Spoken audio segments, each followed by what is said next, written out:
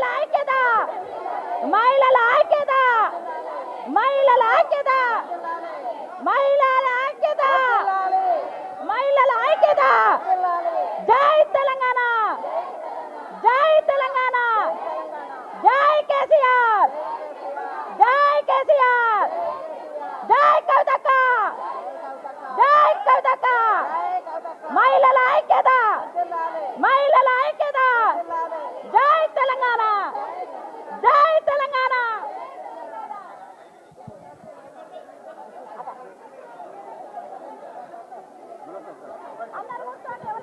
కూర్చోండి దయచేసి దయచేసి దయచేసి ఒక్క సెకండ్ ఒకటే సెకండ్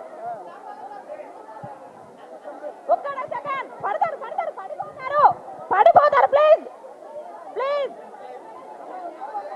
ప్లీజ్ నెట్టుకోకండి ప్లీజ్ ప్లీజ్ ప్లీజ్ అక్క చెల్లెళ్ళకి అందరికి ప్లీజ్ నెట్టుకోకండి మీరు తీయండి బ్రదర్ మీరు తీయండి ఇక వీళ్ళు మా వాళ్ళు ఆగేటట్టు లేరు ఈరోజు బాగా సంతోషంగా ఉన్నారు ఆగేటట్టు లేరు మీరు తీసుకోరు దయచేసి జై తెలంగాణ జై తెలంగాణ మహిళల ఐక్యత మహిళల ఐక్యత మహిళల ఐక్యత మహిళల ఐక్యత జై కేసీఆర్ జై కేసీఆర్ జై తెలంగాణ జై కేసీఆర్ మహిళల ఐక్యత మహిళల ఐక్యత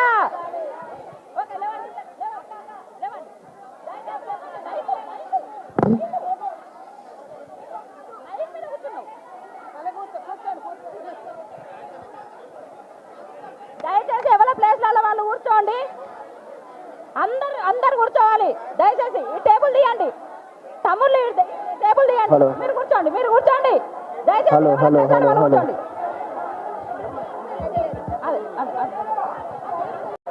ఒక్క నిమిషం అమ్మ ఒక్క నిమిషం ఎక్కడ వాళ్ళు అక్కడే కూర్చోండి ఇవాళ అంతర్జాతీయ మహిళా దినోత్సవం సందర్భంగా గౌరవనీయులు కల్వకుంట్ల కవితక్క గారి ఇవాళ ముఖ్య అతిథి వచ్చిండ్రు మన మహిళల ఐక్యత వర్ధిల్లే విధంగా కూడా ఇవాళ వారు మనందరికీ తోడ్పాటుపడతా ఉన్నారు ఇప్పుడు అక్క ఇవాళ మహిళా దినోత్సవం సందర్భంగా అక్క గారిని మాట్లాడితే కోరుతా ఉన్నాం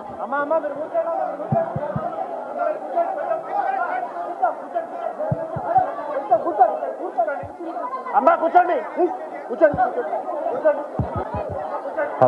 హలో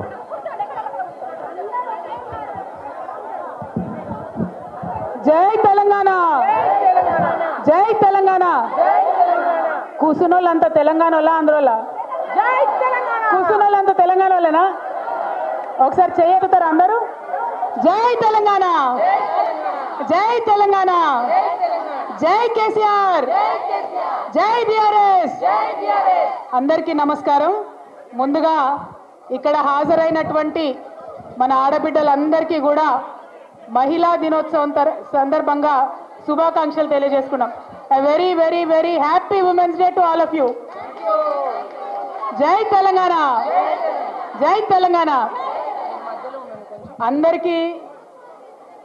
అందరికీ తెలిసిన విషయమే మహిళా దినోత్సవం కొంచెం సైలెంట్ ఉందాం రా కూర్చోండి ఎక్కడో అక్కడ కూర్చోండి మంచి కూర్చోండి రెండు ముచ్చట్లు చెప్పుకుందాం తమ్ముడు జరుగు డిస్టర్బ్ చేయ కూర్చోన్న కూర్చో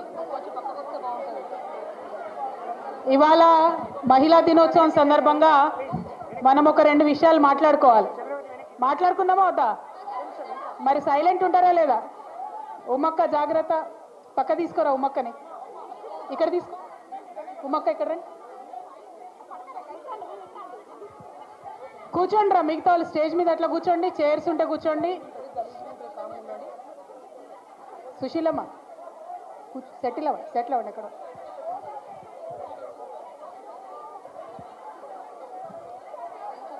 స్టేజ్ మీద ఉన్న వాళ్ళు దగ్గర ఉన్న వాళ్ళు కూర్చుంటే మిగతా వాళ్ళకి కనబడుతుందటమ్మ అట్లా థ్యాంక్ యూ అందరికీ అంతర్జాతీయ మహిళా దినోత్సవం సందర్భంగా శుభాకాంక్షలు తెలియజేసుకుంటున్నాను ఇవాళ మళ్ళీ ఒకసారి మనందరం కూడా పర్లేదు చైర్స్ ఉంటే కూర్చోండి లేకపోతే వెనక్కి నిలబడండి అంతే అందరు కనపడేటట్టు నిలబడు అక్క అల్లరి చేయకిట్రా నిలబడి వెనక్కిరా, మంచిగా స్టేజ్ దగ్గర రా, దా స్టేజ్ దగ్గర రా. అంతే, వాళ్ళ కనబడతలే, ఇటు అటు తిరిగి నిలబడక్క, బస్ బస్ నిలబడు, మంచి ఇటు దగ్గర దగ్గర దగ్గర స్టేజ్ దగ్గర. ఈరోజు మహిళలందరినీ కూడా నేను కోరేది ఒకటే, అందరం కూడా ఒక్కసారి స్మైల్ చేసి మళ్ళీ హ్యాపీ ఉమెన్స్ డే చెప్పుకుందామా? I wish you very happy women's day. Happy women's day. అమ్మయ్య, ఇప్పుడు మనది మనం చెప్పుకున్నాం కాబట్టి ఇక్కడ ఉన్న అన్న తమ్ములకు, టీవీల ద్వారా చూస్తున్నటువంటి లక్షలాది మంది అన్న తమ్ములకు కూడా విజ్ఞప్తి ఏంటంటే, ఇవాళ అంతర్జాతీయ మహిళా దినోత్సవం. ఈరోజు మీరు ఖచ్చితంగా మమ్మల్ని గుర్తు చేసుకుంటారు, కానీ ఇదే విధంగా ఇదే రీతిగా సంవత్సరం అంతా కూడా మా ఆడబిడ్డల్ని గుర్తుపెట్టుకోవాలని మా అన్నదమ్ములకు, మా అందరికీ కూడా విజ్ఞప్తి చేస్తూ ఉన్నాను. ఎందుకోసం అంటే మనందరికీ తెలుసు, ఆడపిల్ల పొద్దున్న లేస్తే సాయంత్రం వరకు తన గురించి ఆలోచించకుండా పిల్లలు ఎట్లా, భర్త ఎట్లా, ఇల్లు ఎట్లా అన్నటువంటి విషయాలే ఆలోచిస్తుంది. ఒక్క 2 రూపాయలు ఆడబిడ్డ సంపాదించుకుంటుందంటే ఏం ఆలోచన చేస్తుంది? నా కొడుకునే స్కూల్లో వేయాలి, నా బిడ్డనే స్కూల్లో వేయాలి, ఏం వీళ్ళకు నెక్స్ట్ చదువు ఎట్లా చెప్పాలి, మంచి ఉద్యోగం ఎట్లా రావాలి అనేటటువంటి ఆలోచన ఉంటుంది. అదే ఒక మగవాడికి 1000 రూపాయలు అదనంగా వస్తే పార్టీ ఎక్కడ చేసుకోవాలి, దోస్తులతో ఏడకు పోయి దావత్ చేసుకోవాలనే ఆలోచన ఉంటుంది. అవునా కాదా? అంటే ఆడబిడ్డలకు ఎప్పుడైనా కూడా ఇంట్రెస్ట్ పిల్లలు, ఇల్లు, భర్త, సమాజము వీటి మీద ఎక్కువ ఉంటుంది. అది మనందరికీ తెలిసిన విషయం. అందుకోసమే ఎన్ని ప్రభుత్వాలు ఎన్ని రకాలుగా ప్రయత్నాలు చేసినా, మహిళా నాయకులుగా ఇంతమందిని మనందరం ప్రయత్నం చేసినా దేనికోసం ప్రయత్నం చేస్తాం? ప్రతి ఆడబిడ్డకు ఒక 2 రూపాయలు అదనంగా ఇన్కమ్ రావాలని ప్రయత్నం చేస్తాం. ఎందుకంటే వచ్చే 2 రూపాయల ఇన్కమ్ ఆడబిడ్డలు ఆ ఇంటి కోసం వాడతారు, ఆ సొసైటీ కోసం వాడతారు, తద్వారా ఆ సొసైటీ బాగుపడుతుంది అనే ఉద్దేశంతోనే ఆలోచన చేస్తాం. అయితే దాంతోనే సరిపోదు. మనం ఏం కోరుకుంటున్నాం ఇవాళ మహిళలందరం కూడా? ఇది ఇవాళ అంతర్జాతీయ మహిళా దినోత్సవం చేసుకుంటున్నాం. ఎందుకంటే ఒకసారి మన ముందున్నటువంటి ఆడబిడ్డలు వాళ్ళు చేసినటువంటి త్యాగాలు అవి కూడా గుర్తు తెచ్చుకోవాలి. అంతర్జాతీయ మహిళా దినోత్సవం అనేది వచ్చిందంటేనే ఎందుకు వచ్చింది? ఒకటే కంపెనీలా ఒక మొగాయన పనిచేస్తుంటారు, ఒక లేడీ పనిచేస్తుంటారు, కానీ ఇద్దరికి సమాన జీతం ఇయ్యరు, ఇద్దరికి సమానంగా పని గంటలు ఉండవు. దానికోసం లొల్లి బయలుదేరింది ఎక్కడ? అమెరికాలో చాలా ఏండ్ల కిందట. ఆ లొల్లి బయలుదేరి ఇద్దరికి సమాన వేతనం ఇవ్వాలనేటటువంటి గొడవ దగ్గర నుండి అన్నిట్లో మరి మహిళలకు సమానత్వం రావాలనేటటువంటి ఒక చైతన్యం మనందరికి కూడా వచ్చింది. అది డబ్బు విషయం కావచ్చు, గౌరవ విషయం కావచ్చు, కుటుంబంలో ఒక చిన్న నిర్ణయం తీసుకోవాలనుకోండి. ఫర్ ఎగ్జాంపుల్, చాలామంది ఆడబిడ్డలు నాకు తెలుసు, చాలామంది ఆడబిడ్డలు బాధపడుతూ ఉంటారు. దేనికోసం? ఒకవేళ నా కడుపున ఒక కాయ కాస్తే ఆ బిడ్డకు ఏం పేరు పెట్టుకోవాలనేటటువంటి అధికారం చాలా ఇండ్లలో ఆడవాళ్ళకు ఉండదు. ఎవరు పెడతారు? భర్త పెడతాడు, లేకపోతే అత్తమామ పెడతారు, లేకపోతే ఇంకొకరు పెడతారు. అంటే శరీరం నాది, బిడ్డ నాది, నిర్ణయం మాత్రం నాది కాదు అనేటటువంటి బాధ చాలా మంది ఆడబిడ్డలకు కూడా ఉంటుంది. దీని మీద ఇక్కడనే కాదు, మన భారతదేశంలో, మన తెలంగాణలో అనుకోవద్దు మీరు, ప్రపంచవ్యాప్తంగా కూడా ఇదే పరిస్థితి. ప్రపంచవ్యాప్తంగా మన భారతదేశం కన్నా ఒక 100 ఏండ్లు ముంగటికి అమెరికా ఉంటుందని అనుకుంటాం మనం. అమెరికాలో కూడా అదే పరిస్థితి. శరీరం నాది, బిడ్డ నాది, పేరు పెట్టే అధికారం మాత్రం నాది కాదు. ఈ చర్చ అంతటా జరుగుతున్నది, ఇక్కడనే కాదు. అదేవిధంగా హక్కుల కోసం నా బిడ్డను ఏ స్కూల్లో వేయాలి, నిర్ణయం నాకు ఉండదు. నా బిడ్డను ఎవరికి ఇచ్చి పెళ్లి చేయాలి, నిర్ణయం నాది ఉండదు. ఇట్లా అనేక రకాలుగా నిర్ణయాలలో మహిళలు వెనకబడి ఉన్నారు. సో సమాన హక్కు కావాలంటే సమాన వేతనమే కాదు, సమాన గౌరవం, సమాన నిర్ణయాధికారం ఉన్నప్పుడే సంపూర్ణంగా మహిళా సాధికారిత సాధించినట్టు అనేటటువంటి విషయాన్ని మనందరం ఆలోచన చేయాలి. నిజంగా మన తెలంగాణ మనం ఒక అడుగు ముంగట్నే ఉన్నాం ప్రపంచం కన్నా. ఎందుకంటే మనకు మొదటి నుంచి ఇప్పటి వరకు వీర నారీమణులు అనేక మంది మన తెలంగాణ నుంచి పుట్టిన వాళ్ళు ఉన్నారు. అది మన చిట్యాల ఐలమ్మ కావచ్చు, మన రాణి రుద్రమదేవి కావచ్చు, ఒకరు కాదు, ఇద్దరు కాదు, అనేక మంది మహిళలు, గొప్ప గొప్ప మహిళలు తెలంగాణ గడ్డ మీద పుట్టిండ్రు. పేద ఇంట్లో పుట్టినమా, పెద్ద ఇంట్లో పుట్టినమా, రాణివాసంలో పుట్టినమా, ఇంకో దగ్గర పుట్టినమా అని కాదు. మహిళలందరం కూడా మనది ఒకటే కులం.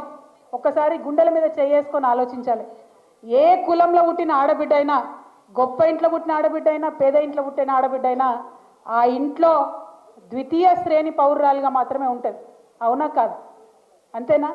నిర్ణయాధికారం ఎవరికైనా కూడా వారి చేతిలో ఉండదు. అందుకే ఇవాళ నేను చెప్తున్నా, మహిళలందరం కూడా ఒకటే కులం, మన కులం మొత్తం లేదు. మహిళల ఐక్యత సాధించాలనేటటువంటి మాట అందుకోసమే మాట్లాడుతాను. మహిళలందరం ఒకటే దగ్గర ఉండి గట్టిగా వచ్చి కొట్లాడితేనే సాధ్యమవుతుంది. అది శ్రామిక వర్గానికి సంబంధించినటువంటి మహిళలు కావచ్చు, అనేకమైనటువంటి ఉన్నత వర్గాల్లో ఉన్నటువంటి మహిళలు కావచ్చు, సాఫ్ట్వేర్ ఉద్యోగాలు చేస్తున్నటువంటి ఆడపిల్లలు కావచ్చు, రాజకీయ రంగాల్లో ఉన్నటువంటి ఆడబిడ్డలు కావచ్చు, పారిశ్రామికవేత్తలుగా ఉన్నటువంటి ఆడబిడ్డలు కావచ్చు, ఎవరైనా కూడా వారి వారి ఇండ్లలో మరి ద్వితీయ శ్రేణి పౌరులుగా ఉన్నారనేటటువంటి వాదన ఒక్క తెలంగాణలో కాదు, ప్రపంచం అంతటా కూడా అదే వాదన ఉన్నది. ఆ వాదన ఎప్పుడైతే విడిపోతుందో, ఎప్పుడైతే నిర్ణయాధికారం ఆడబిడ్డది అవుతుందో అప్పుడే ప్రపంచం ముందుకెళ్ళే ఆస్కారం ఉంటుంది. ఇవాళనే ఏదో మాట్లాడుతూ ఉంటే ఒక సోదరి చెప్తా ఉండే, భారతదేశం ముందుకు పోవాలి, భారతదేశం ఎదగాలి అని అంటే ఎట్లా ఎదుగుతుంది?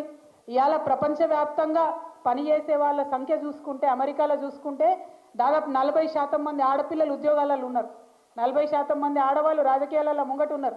కానీ ఇండియాలో చూసుకుంటే ఆ శాతం 17% కన్నా తక్కువ ఉన్నది.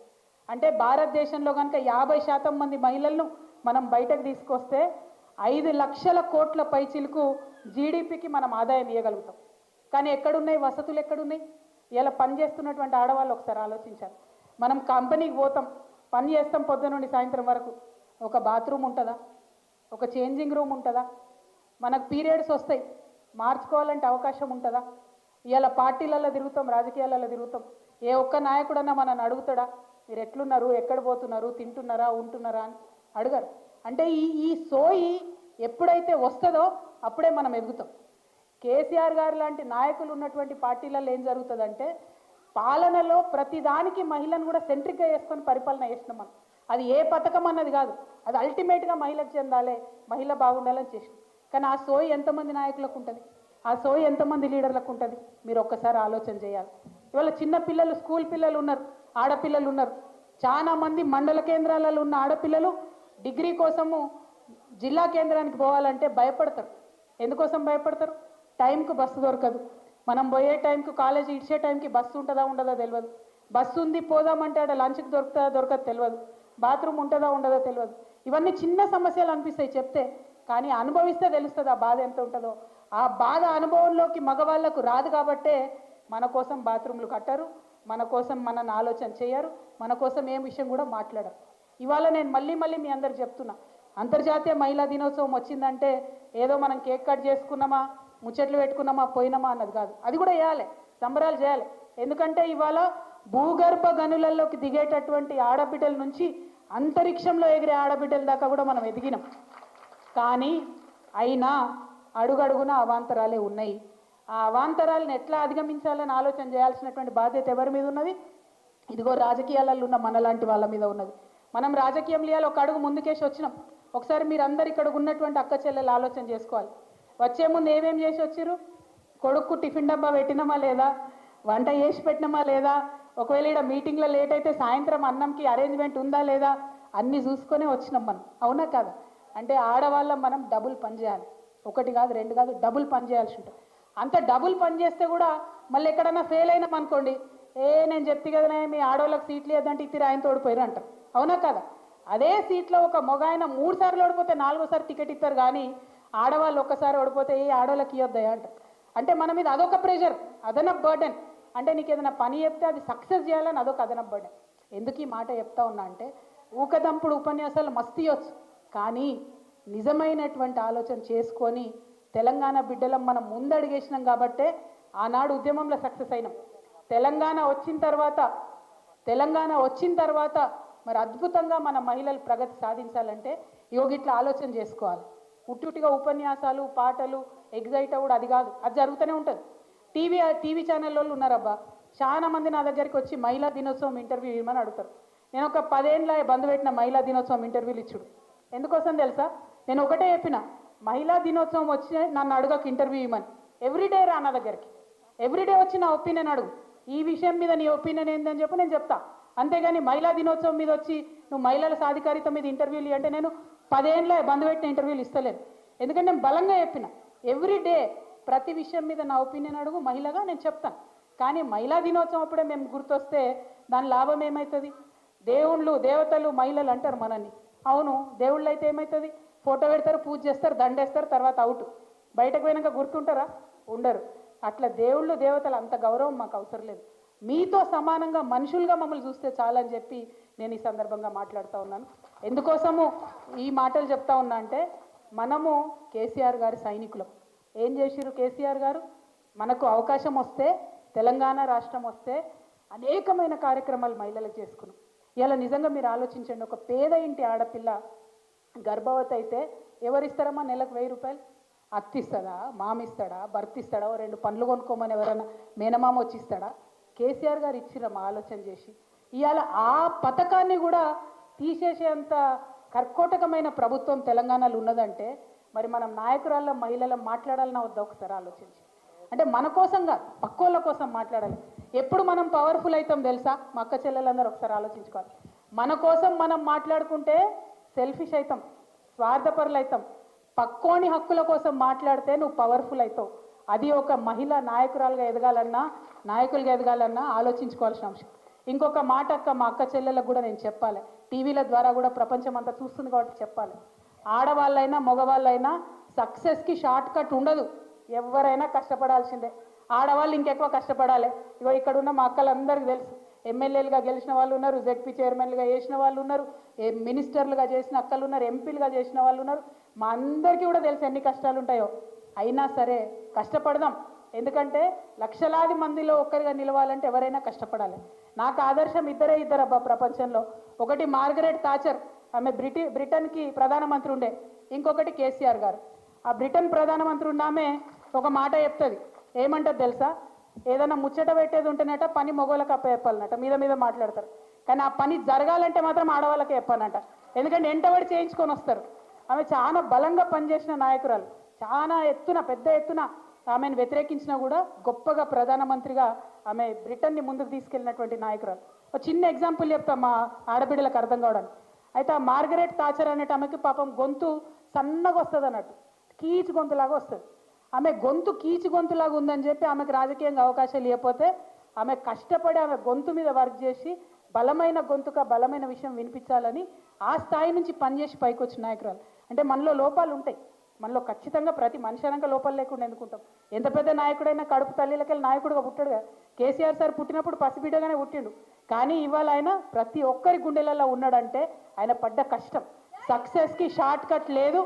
సక్సెస్ కావాలంటే ఆడవాళ్ళైనా మగవాళ్ళైనా పనిచేయాల్సిందే. ఇవాళకి కూడా మా నాన్న, నేను చూస్తా కదా కేసీఆర్ గారు, కొత్త టెక్నాలజీ వచ్చిందంటే ఆయన చూసి నేర్చుకుంటాడు. కొత్త విషయం వచ్చిందంటే చదువుకుంటాడు తను. మనం అది చేయలేదనుకోండి, నిత్యం అధ్యయనం చేయలేదనుకోండి, ఫెయిల్ అయిపోతాం. సో నేను మహిళను కాబట్టి నాకేదో ప్రత్యేకత ఉండాలంటే ఉండదు. అందరం కూడా కష్టపడాల్సిందే. కాకపోతే ఇక్కడ ఒక విషయం చెప్తాను నేను. మా నాన్న ఇవాళ ఇంత పెద్ద నాయకుడు ఏంటంటే అందులో 2 మహిళల పాత్ర ఉన్నది. ఒకటి మా నాన్న వాళ్ళ అమ్మది, ఇంకొకటి మా అమ్మది. మా అమ్మ ఓపికగా అండగా నాన్నతో నిలబడ్డది కాబట్టి తెలంగాణ ఉద్యమంలో ఆయన కుటుంబం విడిచిపెట్టి పోయినా కూడా ఆమె ఇంటిని చూసుకున్నది కాబట్టి ఇవాళ వారంత పెద్ద నాయకులే. సో మన పాత్ర తెర వెనుక ఉన్నా తెర ముంగట ఉన్నా తక్కువేం ఉండదు. కాబట్టి మనం ధైర్యం కోల్పోవాల్సిన అవసరం లేదు. ఇక్కడ మాత్రం ఇంకొక విషయం దయచేసి నేను మీ అందరికి చెప్పదలుచుకున్నా, మీరు కూడా ఆలోచించాలి. ఎందుకంటే మీరు ఇక్కడ వచ్చిన వాళ్ళందరూ కూడా పవర్ఫుల్ నాయకులు. మీరు అందరూ మళ్ళీ బయటకు పోయి 1000 మందికి చెప్తారు కాబట్టి ఖచ్చితంగా ఈ మాట చెప్పాలి. నేను ఉట్టిగా చెప్తలే, పంజాల కింద పోయి. ఎందుకు తెలుసా? కేరళ ప్రభుత్వం ఒక పని చేసి టెక్స్ట్ బుక్స్లలో బొమ్మలు ఉంటాయి, చిన్నపిల్లలకు నేర్పించే బొమ్మలు. మామూలుగా బొమ్మలు ఎట్లుంటాయి? ఒక ఇంటి బొమ్మ తీస్తే అమ్మ వంటింట్లో వంట చేసుకుంటుంటుంది, నాన్న కూర్చొని రాసుకుంటుంటాడు. మగపిల్లగాడేమో ఏరోప్లేన్లతో ఆడుకుంటుంటాడు, ఆడపిల్లనేమో బొమ్మరిళ్లతో ఆడుకుంటుంటాడు. అంటే అర్థమైంది, ఆడపిల్లలు బొమ్మలతో ఆడుకోవాలి, మగపిల్లగాళ్ళు ఏరోప్లేన్లో కూడా ఆలోచన చేయొచ్చు, నాన్ననేమో మీద కూసుకొని రాస్తాడు, అమ్మ వంట చేస్తుందని అర్థం. చెప్పకనే ఒక మగపిల్లగాడికైనా ఆడపిల్లకైనా మనం అది చెప్తున్నాం. కేరళ ప్రభుత్వం దీని మీద ఆలోచన చేసి అధ్యయనం చేసి ఏం చేసిందంటే, ఇవాళ కేరళ టెక్స్ట్ బుక్లలో మీరు చూసుకుంటే ఆడబిడ్డలు రాసుకునేది ఉంటుంది, నాన్న వంట పనిలో సహాయం చేస్తున్నది ఉంటుంది, ఆడపిల్లలు ఆడుకునేది ఉంటుంది, స్పోర్ట్స్ ఉంటుంది, మగపిల్లగాళ్ళు ఇంకో పని చేస్తుంది. అంటే అందరూ కూడా ఎవరైనా ఆడ మగ తేడా లేకుండా పనిని పంచుకోవాలి, కుటుంబ భారాన్ని పంచుకోవాలి, ఆకాశమే హద్దుగా మనకు అవకాశాలు దొరుకుతాయి, దానికోసం ఆలోచన చేయాలని ఒక మెసేజ్, ఒక బొమ్మలు ఉంటుంది. అటువంటి ప్రయత్నం మన తెలంగాణలో జరగాలి. అటువంటి ఆలోచన మన తెలంగాణ ప్రభుత్వం చేసే విధంగా ఇగో ఇక్కడ ఉన్న మహిళా నాయకులు మనం అందరం కూడా ప్రయత్నం చేయాలి. ఆ చిన్న చిన్న విషయాలు. ఇంకొక మాట ఏంది, మనకు లేడీస్ కూడా లేడీస్నే మాట్లాడుకుంటాం మనం 10 సార్లు. ఏమంటాం, ఎవరైనా మగపిల్లాడు ఏడుస్తున్నాడు అనుకో, ఏ ఊకి ఆడపిల్లలకి ఏడవకరా అంటాం. అంటమానమా? మనం బంద్ పెట్టుకోవాలి అటువంటి మాటలు. నిజంగా చెప్తున్నాను, తక్కువ చేసుకోవద్దు మనల్ని మనం. ఎట్టి పరిస్థితుల్లో మనల్ని మనం ఇన్సల్ట్ చేసుకోవద్దు. ఇంకొక మాట నాకు గుర్తొస్తుంది. నేను చిన్నప్పుడు 5వ 6వ తరగతిలో మా స్టాన్లీ స్కూల్ నడిచిపోయి వస్తుంటే ఆడ ఒక థియేటర్ ఉంటుంది. ఆ థియేటర్లు అన్నీ పిచ్చి సినిమాలు ఆడుతుంటాయి. అయితే అక్కడ ఒక అశ్లీలంగా ఉన్నటువంటి పోస్టర్ ఉంటే నేను చూసిన 5వ 6వ తరగతిలో చాలా మంది ఆడవాళ్ళు వచ్చి ఆ పోస్టర్ వీక్ అక్కడ తగలబెట్టారు. నాకు అర్థం కాలే వీళ్ళు ఏం చేస్తున్నారు. కానీ ఆ తర్వాత అక్క ఇప్పటి వరకు కూడా నేను ఈ 10 సంవత్సరాలలో నేను రాజకీయంగా ఇంత యాక్టివ్గా తిరుగుతున్నా, ఎక్కడ కూడా ఒక మహిళా మండలి పోయి ఒక పోస్టర్ తగలబెట్టింది నాకు కనబడలే. ఇవాళ మన ఇండ్లకు నెట్ఫ్లిక్స్, జీటీవీ, వీటీవీ 100 టీవీలల్లో అశ్లీసం అంతా మన ఇంట్లోకే వచ్చింది, మన సోఫా కాడికే వచ్చింది. ఒక్కళ్ళమన్నా మాట్లాడుతున్నామా అక్క? ఒక్కళ్ళమన్నా వాయిస్ రేజ్ చేస్తున్నామా? అంటే మన పురాణాలు ఏం చూస్తున్నారు, మనం ఏం చూస్తున్నాం ఆలోచిస్తలేం. నేను మీతో రిక్వెస్ట్ చేసేది ఒక్కటే, మహిళా సాధికారిత అంటే టీవీలకు మహిళ ఏ విధంగా కనబడుతుందో ఆ ముద్ర ఇక్కడ పడుతుంది మగపిల్లలకు. మహిళల మీద క్రైమ్ ఎక్కువైతుందంటే టీవీలలో చూపించే బొమ్మల్ని చూసి మహిళ అంటే ఇట్లా బొమ్మలాగా ఉండాలనుకుంటారు. అట్లా కాదు, అమ్మలాగా ఉండాలని నేర్పించే కల్చరు మనం మొదలు పెట్టాలి. దానికోసం మహిళా నాయకత్వం మనమంతా కూడా తప్పకుండా కృషి చేయాలి. ఇంకోటి ఏముంటుందిగా, మనని విడగొట్టాలి ఆడోళ్ళను. అంటే ఏంది, అత్త మీద కోడలు స్కీమ్ వేయాలి, కోడల మీద అత్త స్కీమ్ వేయాలి.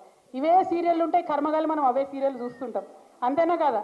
సూపర్ హిట్ సీరియల్ అంటే ఏంటంటే అత్త ప్లాన్ చేస్తుంటుంది కోడల్ని ఎట్లా చంపాలో, కోడలు ప్లాన్ చేస్తుంటుంది అత్త. ఎందుకు ఇవి? వాటి మీద మనం ఎందుకు మాట్లాడతలేం? మనం అంత చెడ్డవాళ్ళమ్మా? అత్త వేరు అమ్మ వేరు అవుతుందని? అత్త లేకపోతే మా ఆయన ఎక్కడికెళ్ళి వచ్చిండు? ఎగ్జాంపుల్ చెప్తున్నా. మనం అది ఆలోచన చేసుకోవాలి కదా. మనం ఎందుకు మనల్ని మనం తక్కువ చేసి చూపించుకోవాలి? మనల్ని తక్కువ చేసి చూపించేటటువంటి వాటిని మనం ఎందుకు ఎంకరేజ్ చేయాలి? దయచేసి అది ఆలోచన చేయవలసిందిగా మిమ్మల్ని నేను కోరుతున్నాను. మరి వీటన్నిటితో పాటు మనము ఇవాళ ప్రభుత్వం నడుస్తున్న తెలంగాణలో వాళ్ళు మహిళలకు కొన్ని మాటలు ఇచ్చిండ్రు. మరి ఆ మాటలు ఇంప్లిమెంట్ చేయాలని కూడా ఖచ్చితంగా అడగాల్సినటువంటి అవసరం ఉన్నది. కేంద్ర ప్రభుత్వం ఏం చేసింది? మనకు 2023లో రిజర్వేషన్ చట్టం తీసుకొచ్చింది, మహిళా రిజర్వేషన్ చట్టం తీసుకొచ్చి ఏమన్నారు? ఇంప్లిమెంట్ చేస్తామన్నారు. కానీ దాన్ని దేంతో ముడిపెట్టిరు? జనగణనతో ముడిపెట్టిరు. అంటే జనగణన చేసేంత వరకు మహిళా బిల్లు రాదు. రాకపోవడం వల్ల ఏం జరిగింది? ఇవాళ మహారాష్ట్రలో ఎన్నికలైనవి, అక్కడ ఎమ్మెల్యేలు కాకుండా మహిళలు ఆగిపోయారు. ఢిల్లీలో ఎన్నికలైనవి, అక్కడ మహిళలకు రిజర్వేషన్ వర్తించలేదు. హర్యానాలో ఎన్నికలైనరు, అక్కడ మహిళా రిజర్వేషన్ వర్తించలేదు. నేను కేంద్ర ప్రభుత్వాన్ని ఈరోజు డిమాండ్ చేస్తూ ఉన్నాను, మీరు ఈ బడ్జెట్లో ఎందుకు డబ్బులు పెట్టలేదు? తొందరగా జనగణన చేయండి. మీరు జనగణన చేస్తే ఇప్పుడు రాబోయే బీహార్ ఎన్నికలలో మహిళలు ఎమ్మెల్యేలు అవుతారు. రాబోయేటటువంటి తమిళనాడు 2026లో ఎన్నికలు వస్తాయి, అక్కడ మహిళలు ఎమ్మెల్యేలు అవుతారు. ఆ తర్వాత ఎంపీ ఎన్నికలలో కూడా మహిళలకు అవకాశం ఉంటుంది. కాబట్టి ఖచ్చితంగా తొందరగా కేంద్ర ప్రభుత్వం సెన్సెస్ చేయాలి, జనాభా లెక్కలు పెట్టాలని చెప్పి నేను బీఆర్ఎస్ పార్టీ తరఫున డిమాండ్ చేస్తూ ఉన్నాను. అదేవిధంగా రాష్ట్రంలో మన ముఖ్యమంత్రి రేవంత్ రెడ్డి గారు ఏదైతే మనకు మాట ఇచ్చిండ్రో, ప్రతి ఆడబిడ్డకు 2500 రూపాయలు ఇస్తామని ఏదైతే మాట ఇచ్చిరో, అది ఇచ్చేదాకా కూడా మనందరం వెంటబడాలని చెప్పి ఈ సందర్భంగా నేను డిమాండ్ చేస్తూ ఉన్నా. మరి ఇలా మహిళల కోసం పెద్దగా 1,00,000 మందితోని మీటింగ్ పెట్టిరట కాంగ్రెస్ ప్రభుత్వం నుంచి. వెల్కమ్ చేద్దాం, ఎందుకంటే మహిళలందరూ ఒక దగ్గరకు వచ్చినప్పుడు. ఏం చెప్పిర్రు ఆనాడు ఎన్నికల కన్నా ముందు? 1,00,000 మంది మహిళలను కోటీశ్వర్లు చేస్తామని చెప్పారు. మరి ఎట్లా చేస్తారు కోటీశ్వరుల్ని? ఒక పెట్రోల్ బంక్ ఇచ్చి కోటీశ్వర్లు చేస్తారా? కాదు కదా. 650 బస్సులు పెడతామన్నారు ఆర్టీసీలో.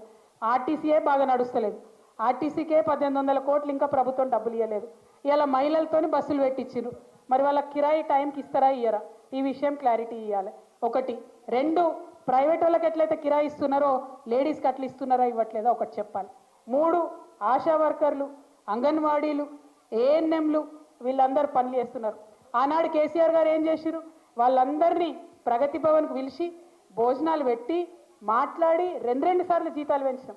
కానీ 15 నెలలు అవుతుంది ఈ ప్రభుత్వం వచ్చి, ఇప్పటి వరకు కూడా మన ఈ ప్రభుత్వంలో ఆశాలను విలువలేదు, అంగన్వాడీ వర్కర్లను విలువలేదు, ఈ విఓఏలను విలువలేదు. ఈ విఓఏలు ఎవరికి కూడా ఆర్పీలను విలువలేదు. వాళ్ళకి రావాల్సిన డిఏలు ఇవ్వలేదు, వాళ్ళకి రావాల్సిన బెనిఫిట్స్ ఇవ్వలేదు. సో ఇవన్నీ కూడా మనం అడగాల్సినటువంటి అవసరం ఉంది.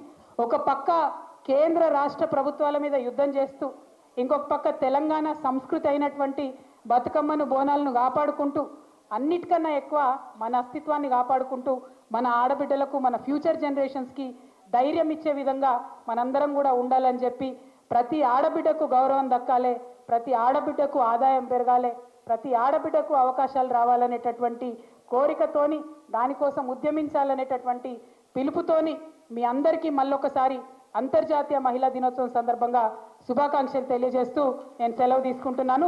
జై తెలంగాణ.